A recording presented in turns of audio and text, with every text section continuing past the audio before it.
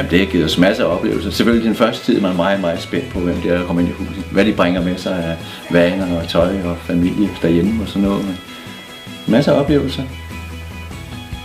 Så gør det, at jeg samtidig får lov at lave mad her i huset, ikke? Og så får vi snuset til noget nyt. De fortæller om, hvordan det er derhjemme sådan, i store træk med, at det er svært at få arbejde, det er let at få arbejde.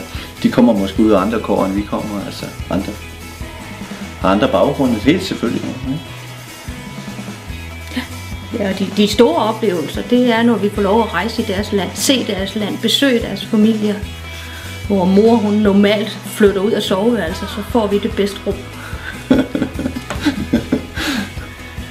Og til de fleste gange har vi haft kontakt med familien, og ved lidt om, eller ikke kontakt, måske ved lidt om, hvem de er. Og sådan.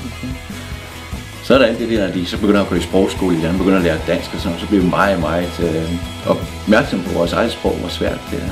Og de kommer hjem og fortæller om dem, de mødte fra Palæstina og alle mulige andre steder, de kulturer, de bringer med. Og så tit bringer de også venner hjem til en overnatning eller en weekend eller sådan noget, og det elsker vi rigtig meget.